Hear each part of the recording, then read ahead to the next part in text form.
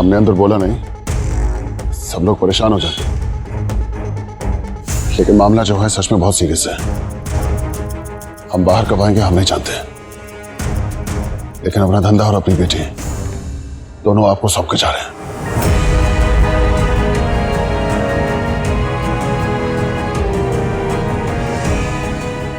हमें पूरा भरोसा है आप पर।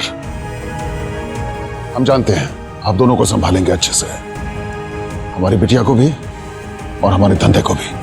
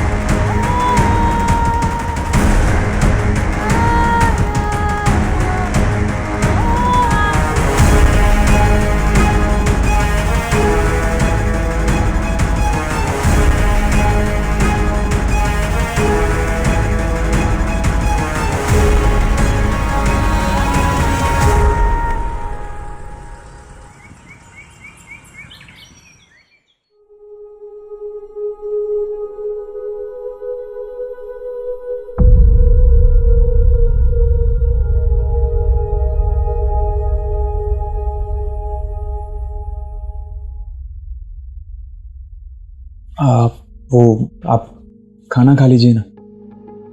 देखिए गार्गी जी, हम समझ रहे हैं आपके लिए वक्त मुसीबत भरा है, पर खाना नहीं खाएंगे तो उससे कुछ हल नहीं होगा। खाना तो मतलब खाना ही पड़ेगा ना। आप ना थोड़ी हिम्मत रखिए, हम सब आपके साथ में ही हैं। मनकामेश्वर, हमें समझ में नहीं आता हमारे साथ सब कुछ अचानक से क्यों हो जाता है जिंदगी में। अचानक से मम्मी चली गई, अकेले हो गए थे, फिर अचानक से हमारी शादी हो गई, फिर अचानक से हम जिससे प्यार करते थे वो हमें छोड़ के चला गया और उसकी असलियत हमारे सामने आ गई।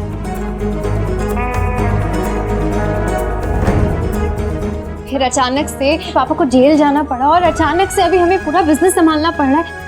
हमें समझ में नहीं आ रहा ये सब क्यों हो रहा है हमारे साथ मनकामेश्वर। वो गार्गी जी,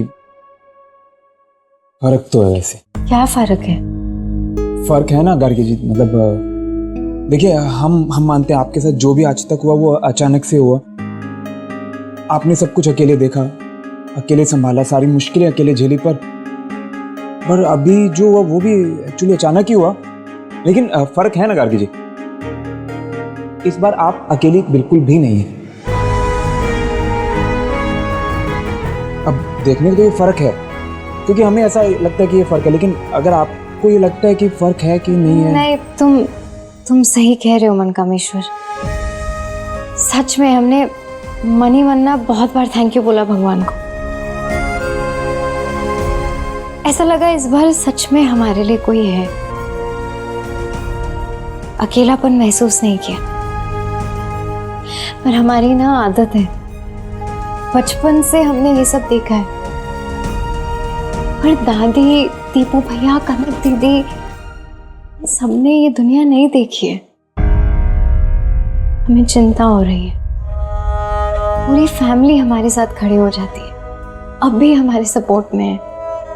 हमें टेंशन हो रही है कि डैडी के दुश्मनों और दोस्तों के लिस्ट में अगर मौर्य परिवार का नाम आ गया तो प्रॉब्लम हो सकती है। नहीं, प्रॉब्लम नहीं होगा गार्गी जी, अब ना सब कुछ अच्छा ही होगा। आप देखिएगा।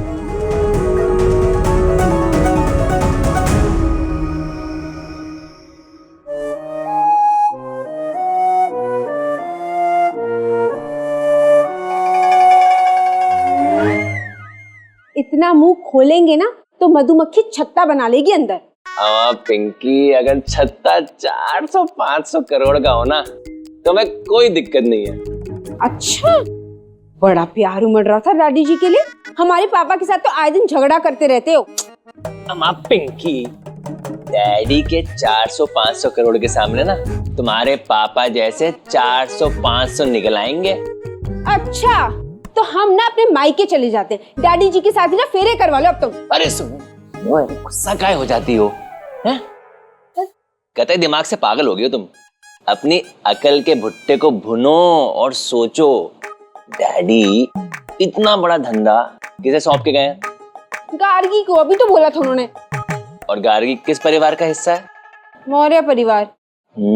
तो सोचो, बेचारी गार्गी इतना बड़ा धंधा अकेले संभाल पाएगी है? नहीं, तो इतने बड़े धंधे को संभालने के लिए एक धुआंधार आदमी की जरूरत है। और वो इस फैमिली में कौन है? कौन है? कौन है? हम हैं, जो डैडी जैसे गॉडफादर की जगह लेंगे, उनकी कुर्सी पे बैठेंगे। पिंकी, हमें ना सब दिख रहा है। हम डैडी की कुर्सी पे बैठे हैं और सब हमारे नीचे।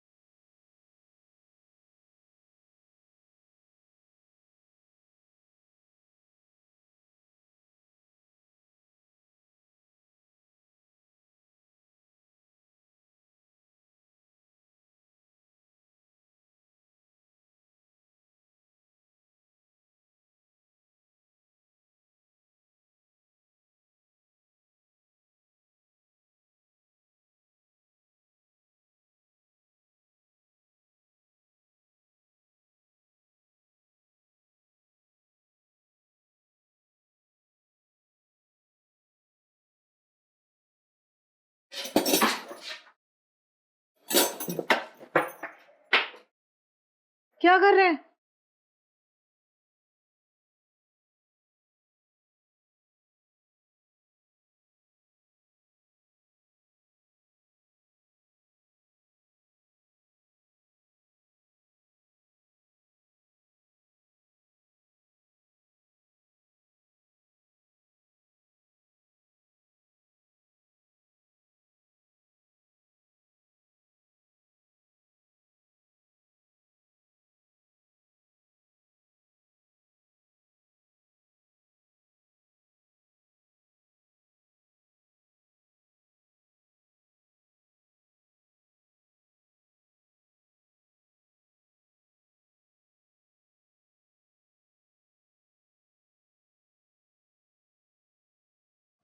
हम बाथरूम जाएंगे। पहले हम जाएंगे जीजा जी। पहले हम जाएंगे जीजा जी। पहले हम जाएंगे जीजा जी। पहले हम जाएंगे। दीपुलाल, आज बाथरूम पहले हम जाएंगे।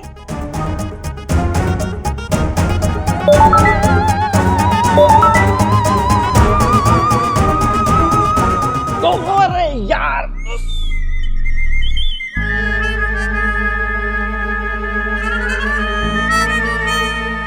Family meeting. इससे ज्यादा कायदे का काम दीपुआ ने न पहले कभी किया है और न आगे कभी करेगा। तेरा जीवन तो सफल हो गया दीपुआ। ये जो तूने सब सतरंगी का जो ग्रुप बनाया है, एक मैसेज आया और 2 मिनट के अंदर पूरा परिवार इकट्ठे। किस मुद्दे पर आज ये मौर्य परिवार इकट्ठा हो रहा है? हाँ, दादी बताएंगी। बोलिए। अब बैठकर सोच विचार तो करना पड़ेगा ना श्यामा। अब डैडी ने इतने भरोसे से सारी जिम्मेदारी हम पर छोड़ रखी है। अब इसे कैसे कैसे आगे करना है वो तो सोचना पड़ेगा ना। हाँ। अब गार्गी को उन तमाम गुंडों के बीच में अकेले तो नहीं छोड़ सकते ना।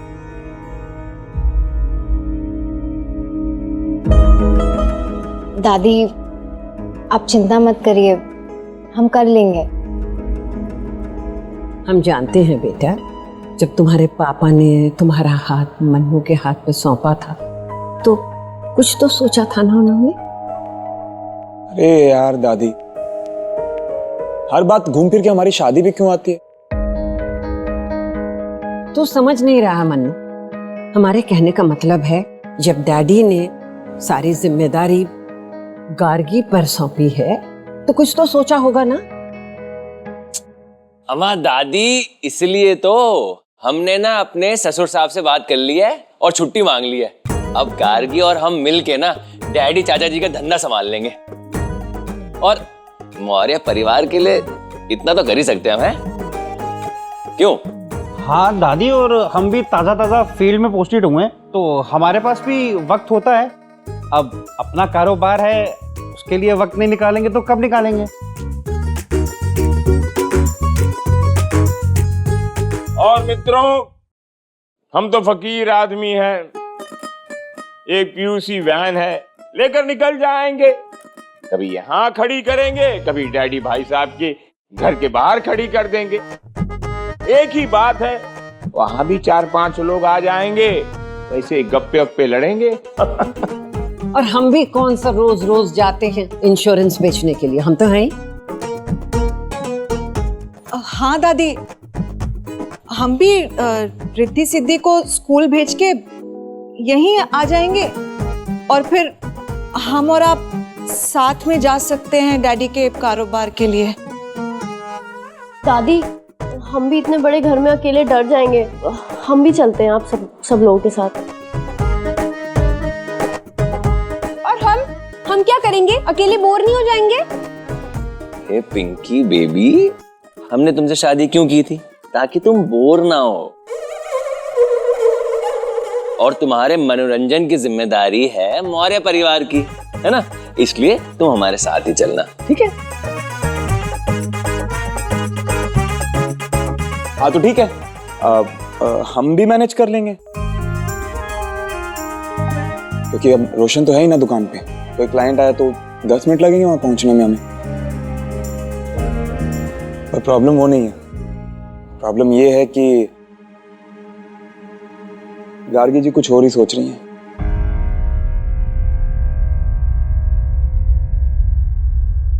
दादी हमें सही नहीं लग रहा, मतलब आप लोग सब अपना अपना काम छोड़ के डैडी के बिजनेस में घुसेंगे, आप लोगों की लाइफ डिस्टर्ब हो जाएगी। अरे नहीं नहीं, ऐसा कुछ नहीं।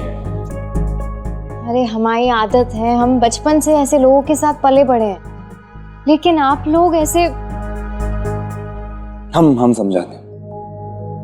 गार्गी जी के कहने का मतलब ये है दादी कि अब डैडी जी के जितने दोस्त हैं उतने दुश्मन भी तो हैं। अब जब वो एमएलए साहब ने उन्हें जेल में भेज दिया तो हम लोग कौन है? अब अगर हम सबके नाम भी उनकी लिस्ट में चढ़ गए तो हम सबके लिए अच्छा नहीं होगा ना, तो ये इसीलिए डर रही हैं। अब आप ही बताइए ना, घर में 2 छोटे बच्चे हैं, रिद्धि सिद्धि, दीदी भी बाहर शिफ्ट हो गई हैं, और दीपू भैया अब बाइक पे कहीं जा रहे हैं, रास्ते में किसी ने उठा लिया तो, और दादी भी साइकिल पे इंश्योरेंस बेचने तो जाती है ना। अब कुछ भी हो सकता है ना कभी भी कहीं पे, तो इनके कहने का मतलब यही है कि मतलब खतरा बहुत है इस सब में।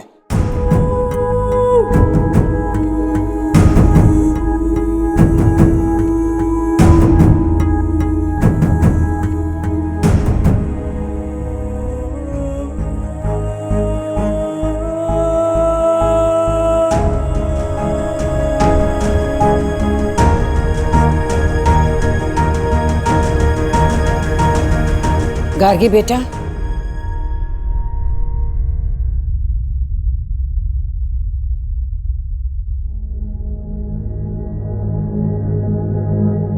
बेटा जब हमारे घर पे हमला हुआ था तो तुम्हारे पापा दीवार की तरह खड़े थे।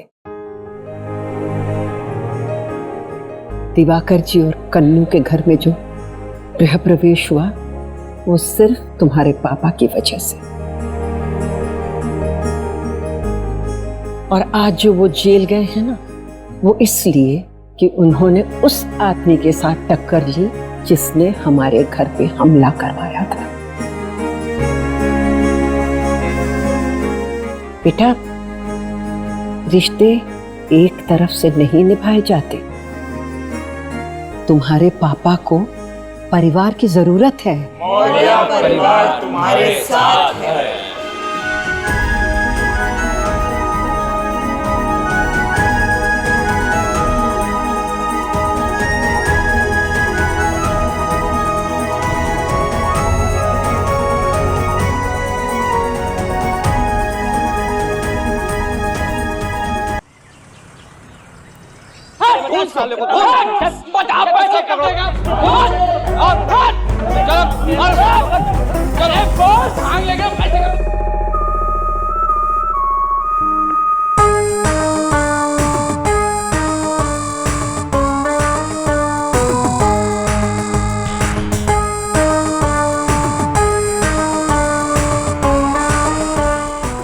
अरे बिटिया आ गई। वो सब अंदर।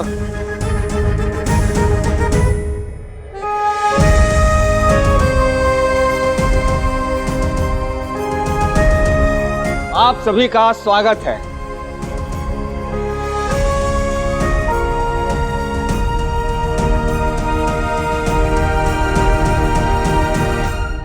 चलो बजाओ। ताली नहीं, ढोल बजवाओ।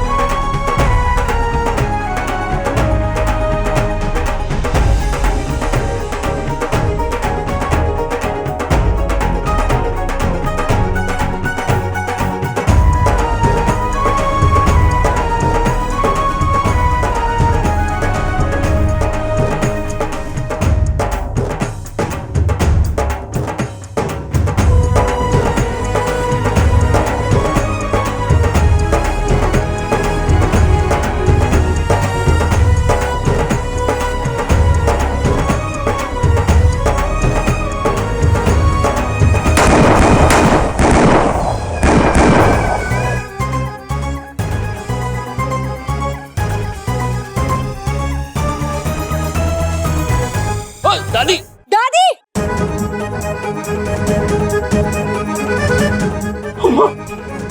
अम्मा को क्या हुआ? दादी!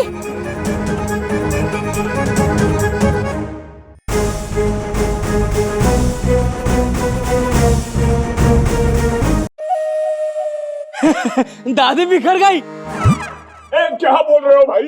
दादी आराम कर रही हैं। पानी लाइए। बाबूजी भी चले गए, अम्मा जी भी चली गई, हम 4 बच्चों के बाप अनाथ हो गए आज। अरे यार पापा,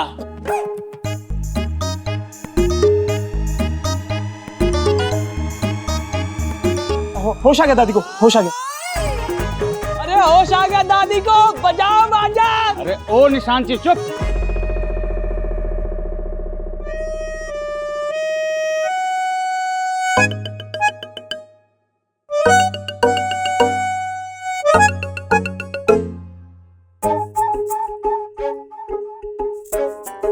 हम ठीक है हम। कुछ बोलो तो सही अम्मा, क्या हुआ? तू चुप रह। अच्छा बोली चलो। दादी ORS पी लीजिए, आपको बेटर फील होगा।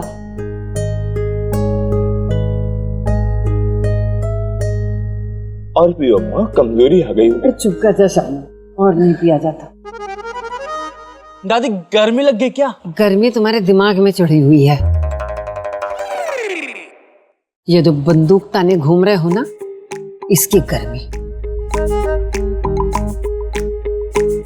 इतने सज्जन पुरुष हैं डैडी, तुम लोगों ने जो ये गुंडई मचा रखी है ना, तुम लोगों के कर्मों का फल भोग रहे हैं बेचारे जेल में।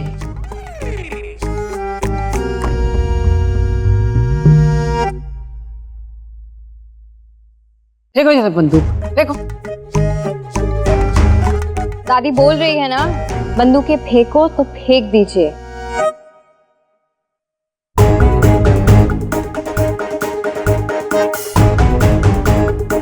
चलो चलो चलो, सबके सब, सबके सब।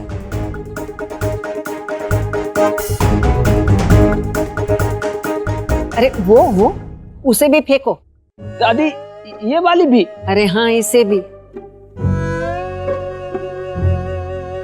तुम लोग इंसान हो या हथियारों का जखीरा? फेंको सबको, फेंको। अब ये खुले में हम बंदूक देखना नहीं चाहते। वो जो संदूक है ना, सब जाके उसमें बंद कर दो। चलो।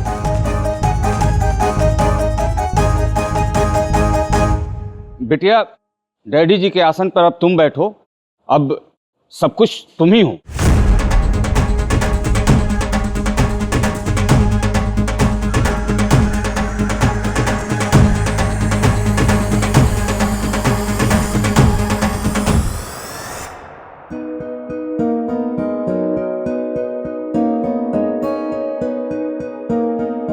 खुदी को कर बुलंद इतना कि खुदा बंदे से खुद पूछे, अबे तू चढ़ तो गया, अब उतरेगा कैसे? मौर्य परिवार और मन्नू लाल ने कह तो दिया डैडी का काम संभालने में गार्गी की मदद करेंगे, पर काम संभालने के चक्कर में कहीं हमारे मन्नू लाल की हालत न बिगड़ जाए।